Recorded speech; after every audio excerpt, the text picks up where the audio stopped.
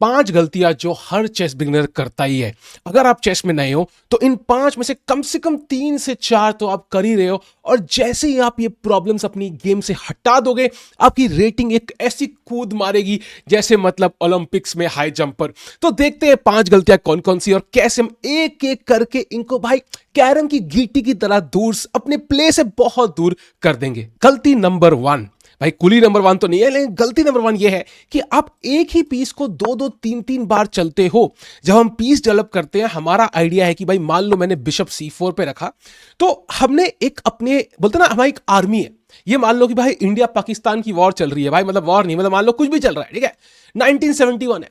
हमने एक भाई सोल्जर को अपना यहां पे रख दिया है, उसने ऑलरेडी अपनी स्नाइपर रख दी है एक दुश्मन के टारगेट के ऊपर। तो अनलेस इस पे कोई अटैक हो या अनलेस हमारी पूरी बाकी आर्मी रेडी है, क्या आप उसको दोबारा चलने को बोलोगे? क्या आप अपना जो कीमती समय है वॉकी टॉकी पे बोलोगे अरे भाई तू एक बार तो चल दिया भाई, लेकिन वहां से तो सुंदर नहीं लग रहा, तू दूसरी जगह चले जा, फर्क नहीं पड़ता, बाकी लोग घर पे। आप भाई या तो सबको साथ में भेजोगे, लेकिन चेस में हम एक एक करके पीसेस निकाल सकते हैं, और अगर हम एक एक करके निकाल सकते हैं, हमें स्टार्टिंग के मूव्स जहां पे बहुत जरूरी है कि हमारे पीसेस जल्दी निकले, हम 2 बार पीसेस नहीं चल सकते। यह हमेशा ध्यान रखना। मान लो यहां ब्लैक खेलता है बिशप C5, आप खेलते हो नाइट F3, नाइट C6, और यहां पे हम खेल सकते हैं, हम कुछ नॉर्मल खेल सकते हैं, लेकिन मैं कहूंगा यहां पे कैसल करो। मान लो ब्लैक खेलता है नाइट F6, अब इसको बचाने के बाद मैं बिशप D3 खेल सकता हूं, मैं रूक E1 खेल सकता हूं, मैं D3 खेल सकता हूं, मैं नाइट C3 खेल सकता हूं, लेकिन बिशप D3 अच्छी चाल क्यों नहीं है? वो अलग बात है कि बिशप इस डायगोनल पे अच्छा है किंग की तरफ, इवन मान लो कि ये डायगोनल ओपन भी होता, मैं बिशप D3 नहीं खेलता यहां पे, क्योंकि आप एक पीस को दोबारा चल रहे हो। ये रूल कब ब्रेक करना है वो भी सीखना बहुत जरूरी है। मान लो D3 खेला, कैसल्स, D6, ये सॉरी भाई देखा भाई, देखा ये 2 बार पीछे चलने पड़ते के बाद नाइट C3, D6, अब वो पिन करने की कोशिश कर रहा है, पॉन टू S3 हमने इसको अनपिन किया, और यहां मान लो वो खेलता है बिशप टू E6, ठीक है। अब उसने हमारे बिशप को चैलेंज किया है। इस बिशप का एक सामने क्लियर कट थ्रेट है। अगर मान लो मैं कुछ नॉर्मल खेलता हूं तो ब्लैक यहां ये मार सकता है, और ये मारना जरूरी है। हमारा पॉन स्ट्रक्चर चेंज हो गया, इसका मतलब है there is something at stake now we have to decide कि हम उसको वहीं पे रखें कि कहीं मूव करें। यहां पे 3 तरीके हैं, या तो उसको रहने दो, वो भी कोई बुरी चाल तो नहीं है, अगर ये स्ट्रक्चर है इतना बुरा नहीं है, हमारा डबल पॉन हो गए जो अच्छे नहीं माने जाते उतने, मगर फायदा भी है कि हमारा D5 स्क्वायर बहुत अच्छे से कंट्रोल्ड है, अब तो इस खेल सकते हो, लेकिन ये बेस्ट चाल नहीं है। या तो आप बिशप B5 खेलो, आप कहो कि यार इसने ये डायगोनल कंट्रोल ले लिया, अब मैं घोड़े को अटैक करता हूं, लेकिन प्रॉब्लम ये है कि घोड़ा वैसे भी आगे बढ़ सकता है, तो अब ये बिशप खाली डायगोनल को अटैक कर रहा है, इसको पॉन से भी धक्के लगेंगे, जिंदगी भर के धक्के खाता रहेगा रेलवे की स्लीपर क्लास की तरह, तो ये भी अच्छी चाल नहीं हुई। बेस्ट चाल होगी बिशप B3। हम दोबारा अब चल रहे हैं इसको, क्योंकि अगर वो मारता है हम पॉन से मारेंगे, हमारी रुक की फाइल खुलेगी, तो इसका एक क्लियर पर्पस है, और हमारे बिशप को एक बोलते ना हमारे सामने एक एनिमी आ चुका है। अब वॉर पे हो, अब तक आपका कोई एनिमी नहीं था, एनिमी सामने आ चुका है, और वो टारगेट कर रहा है बंदूक लेके, तो हिलना तो पड़ेगा ना भाई, कुछ तो करना पड़ेगा ना। या तो मेरी शील्ड इतनी स्ट्रांग है कि भाई मैं वहीं पे बैठा रहूं, लेकिन अगर शील्ड स्ट्रांग नहीं है तो मुझे मूव होना पड़ेगा। तो आप पहले सारे पीसेस एक एक बार डेवलप करो मोस्टली, और जब आपको कोई चैलेंज आए या कोई क्लियर थ्रेट आए, तब आप डिसाइड करो कि मुझे दोबारा चलना है कि नहीं। विदाउट एनी रीजन दोबारा नहीं चलना। एक्सेप्शनल केस देखते हैं, मान लो अभी सिर्फ नॉर्मल पोजीशन ही चल रही है, ठीक है, और हमारा बिशप के बदले नाइट C6 खेला उसने, और हमने खेला नाइट F3, उसने खेला मान लो D6, और हमने कैसल कर लिया, और यहां वो खेलता है नाइट A5, वो खुद एक पीस 2 बार चल रहा है, ठीक है।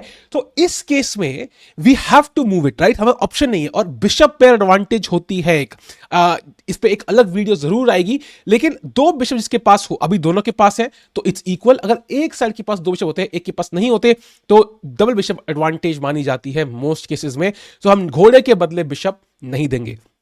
यहां पे अगर आप यहां आते हो तो पॉन से धक्का लगेगा, तो यहां पे आप सिंपल बिशप E2 खेल सकते हो, बिशप बचा सकते हो, खेलना पड़ेगा, ऑप्शन नहीं है। कल को आप D4 खेल सकते हो सेंटर में, एंड आपकी पोजीशन बढ़िया है। एक और कॉम्प्लेक्स हाई लेवल चेस, आप एक चेक दे सकते हो। अब यहां ब्लैक ये खेलेगा, आप मारोगे, और एक घोड़ा बिल्कुल लुल्लू बैठा है A5 पे, या तो वो खेलेगा C6, और अब आप वापस आ जाओ, और आपने घोड़े का वापसी का स्क्वायर ले लिया। देख रहे हो चेस कितनी सुंदर है। ये होता है टॉप लेवल चेस, मतलब मैं कहूंगा कि 2000 से ऊपर के लेवल का चेस है ये। बट देखा, बहुत तरीके हैं, बहुत तरीके हैं ऐसी प्रॉब्लम को फेस करने के लिए। ये था भाई प्रॉब्लम नंबर 1। प्रॉब्लम नंबर 2, ये सबसे इंपॉर्टेंट है।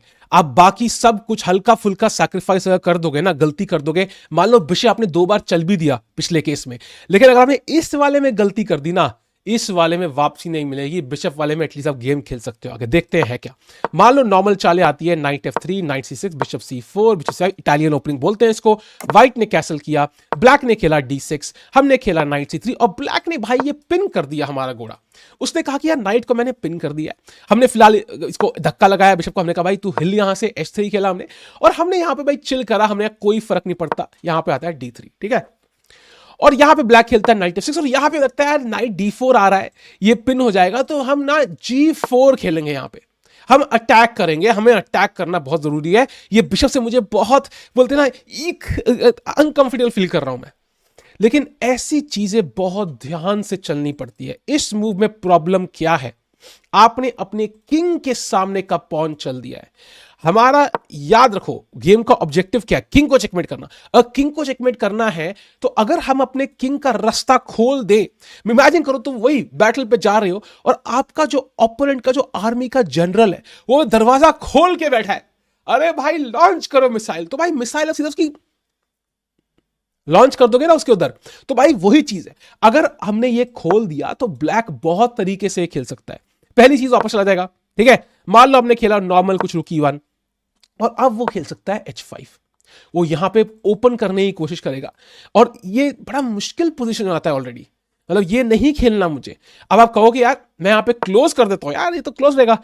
ये इतनी ट्रिकी पोजीशन है कि even a move like night G4 is possible. देख रहे हो शतरंज कितनी स्ट्रांग है। मारोगे, मारा, रुक फाइल ओपन, जैसी घोड़ा हिलेगा क्वीन भी गेम में आएगी, और ये भाई बहुत जल्दी मेट होने वाली है। आपके सारे पीसेस अटके हुए हैं, आप यहां नहीं बचोगे। ब्लैक का किंग बहुत सेफ, वो क्वीन साइड कैसे करेगा। तो वापस जाते हैं, ठीक है, ये चीज नहीं करनी। दूसरा आइडिया है, ब्लैक भाई पीस सैक भी कर सकता है। मान लो पॉन टेक्स, बिशप टेक्स, ये घोड़ा अब हमेशा के लिए पिन हो चुका है, और नाइट D4 आ रहा है, क्वीन F6 आ रहा है, H5 आ सकता है कल को। ओह भाई ये बिशप भी खतरनाक है, हम ये गेम नहीं खेलना चाहते। तो इन जनरल ध्यान रखो, ये तो बहुत कंक्रीट एग्जांपल है।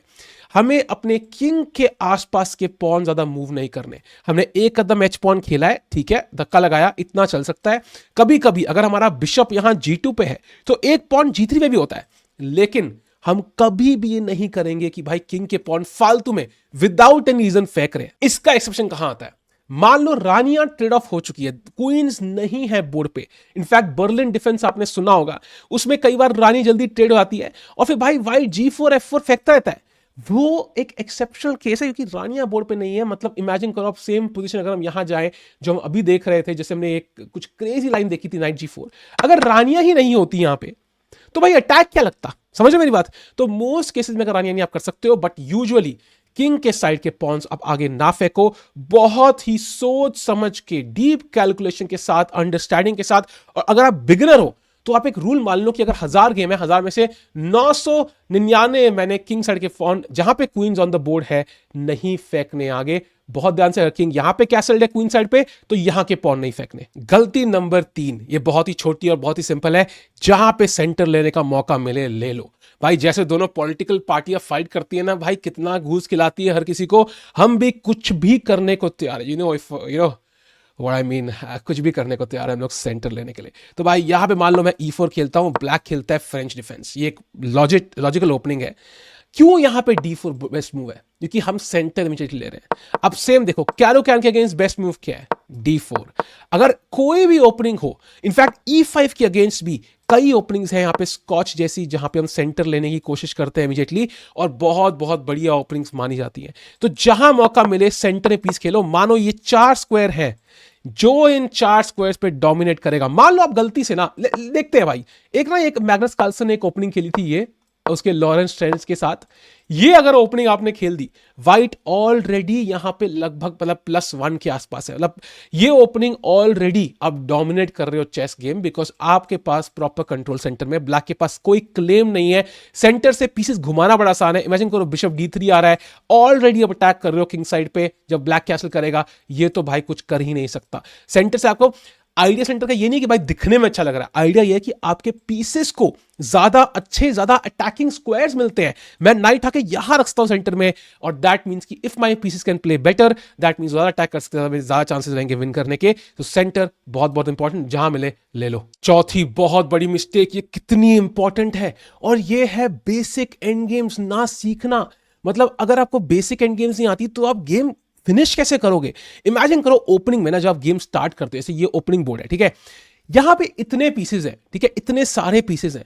अगर एक पीस खराब पोजीशन में पड़ भी जाए, मान लो मैंने ओपनिंग खेल दी नाइट H3, इसको बोलते हैं ड्रंकन नाइट, भाई दिख ही रहा भाई पिया हुआ घोड़ा यहां पे, तो मैं गेम हार नहीं रहा हूं। मैं यहां से भी, मतलब इवैल्यूएशन इसकी -0.5 है, मैं यहां से भी गेम जीत सकता हूं। लेकिन अगर एक एंड गेम में, मान लो यहां पे मेरा किंग है, ठीक है, ये पोजीशन में किंग है, ये प्यादा है, ये ब्लैक किंग यहां पड़ा है, ठीक है, मान लो यहां पड़ा है, ठीक है, अगर मैं ऐसी पोजीशन में एक गलती कर दूं तो भाई game over, game completely over. और एक मूव में गेम हार से लॉस, या ड्रॉ से लॉस, या ड्रॉ से विन हो सकती है।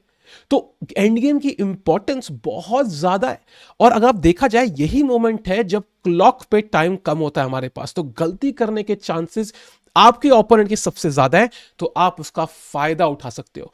तो बेसिक थ्योरेटिकल एंड गेम, जैसे ये फॉर एग्जांपल, बताओ भाई यहां वैल्यू क्या खेलना चाहिए? यहां हमारे पास बहुत चाले हैं, 1 2 3 4 5 6 7। बताओ भाई कौन सी चाल खेलनी चाहिए उसको, बताओ यार बताओ। यहां पे भाई व्हाइट की 2 चालें विनिंग है, और भाई बाकी सारे चालें ड्रॉ है, ठीक है। आपको पता होना चाहिए कि यही मौका है मेरे पास, मुझे किंग को आगे यहां पे या यहां पे रखना है। अगर मान लो मैं यहां पे रखता हूं, किंग यहां आएगा, ये आया, ये आया, ये आया, किंग को यहां निकलना पड़ेगा और मेरी रानी बन जाएगी। अगर आप एक चाल वेस्ट कर दो, मान लो आपने एक चाल यहां कुछ ये खेल दिया, किंग E7, और अब ये ड्रॉ है। मान लो king F5, king F7, E6, king यहां पे आता है, और किंग E8, इकलौती ड्रॉइंग चाल, और इस बार किंग सामने आ चुका है, और ये हो जाएगी स्टेलमेट। अगर आपको ये पता ही नहीं है तो आपने एक ही चाल में पूरी पिछले इतने मिनट्स की, अगर ओवर द बोर्ड खेल रहे हो, घंटों की मेहनत पूरी पानी में डाल दी। मतलब ये तो बिल्कुल भी एक्सेप्टेबल नहीं है। अगर आप जल्दी स्ट्रांग हो जाते हो तो भाई बेसिक एंड गेम्स बहुत जरूरी। बेसिक रुक से कैसे चेकमेट करते हैं, क्वीन से चेकमेट, 2 बिशप से चेकमेट, ठीक है, बिशप नाइट अगर सीख सकते हो उस पर एक वीडियो में जरूर बनाऊंगा, अगर कमेंट्स में डालो मुझे। और साथ में मतलब बेसिक रुक एंड गेम्स बहुत जरूरी, और बेसिक पॉन एंड गेम्स इस तरह की, जहां पे आप सिंपल एक एक पॉन है, एक रुक पॉन वर्सेस रुक, ये बेसिक एंड गेम्स आना बहुत जरूरी। इस पे भी एक सेपरेट वीडियो बनाऊंगा, बट ध्यान रखो कि ये बहुत जरूरी है, इसके बिना आप अपना पूरा पोटेंशियल वेस्ट कर रहे हो। फाइनली सबसे इंपॉर्टेंट, ये मतलब अगर इसके बिना कोई भी चेस का प्लेयर आज तक 1000 रेटिंग क्रॉस नहीं कर पाया जिंदगी में, और वो है पजल्स और टैक्टिक्स सॉल्व करना। चेस इज 99% टैक्टिक्स, इसमें तो कुछ दिखाना भी नहीं है, हमें ऑलरेडी पता है। अगर आप पजल सॉल्व नहीं कर रहे हो ऑलमोस्ट लिटरली डेली, तो आप बेसिकली अपने दिमाग को ट्रेन ही नहीं कर रहे हो चेस के लिए। बाकी आप कुछ भी कर लो, आप हजारों गेम खेलते रहो, ऐसे बहुत लोग हैं चेस कॉम पे जो भाई लाखों गेम खेल चुके हैं, उनकी रेटिंग पिछले 10 साल से वही है। आप गेम्स अपने एनालाइज करना जरूरी है, मैं मानता हूं, बट बिगिनर लेवल पे नंबर 1 चीज जो आपको, मतलब आप अगर पीस ब्लंडर कर रहे हो तो भाई क्या गेम आगे करोगे? आप क्या डबल बिशप एडवांटेज पढ़ोगे जब आप पीस ही फ्री का दे रहे हो, क्वीन फ्री की दे रहे हो? तो टैक्टिक्स नंबर 1 एलिमेंट, इसके बिना कोई भी चेस प्लेयर 1000 रेटिंग कभी ना क्रॉस किया था, ना कभी क्रॉस करने। कोई होगा अरे मैंने पजल कभी सॉल्व नहीं करे, मैंने 1000 रेटिंग करी, आपने इनडायरेक्टली करे होंगे, चाहे आपने किसी गेम देखी, क्या कुछ किया, बट टैक्टिक्स के अलावा कोई नहीं कर सकता। तो भाई चेस कॉम पजल्स पे जाओ, डेली सॉल्व करो, नीचे एफिलिएट लिंक है उसका इस्तेमाल करो, और मेंबरशिप लोगों की जरूरत है, अगर नहीं है तो कोई फ्री सोर्सेज से करो, जहां से आप करना चाहते हो। चेस कॉम के पजल्स के लिए मैं वाउच कर सकता हूं, मैंने बहुत सॉल्व किए हैं, बहुत अच्छे हैं, आपकी रेटिंग सबसे बेस्ट है। बाकी आपकी मर्जी, जहां से करना है पजल सॉल्व करो, बहुत जरूरी है। प्लीज मैं हाथ जोड़ के भाई, मतलब बोलता हूं, मतलब मित्रों, मतलब मोदी जी के लैंग्वेज में बोलूंगा, प्लीज भाई ये पजल सॉल्व करो, बहुत जरूरी है। एंड अगर आप डेली 15 मिनट भी करते हो, 1 महीने में ही आपको इतना बड़ा डिफरेंस दिखेगा। आप कहोगे यहां वापस आके आप वीडियो लाइक करके जाओगे, 1 महीने में इतना आपको दिमाग में हिट करेगा, यार मेरा लेवल कितना बढ़ चुका है। तो पजल जरूर सॉल्व करो भाई। मिलते हैं अगली वीडियो में।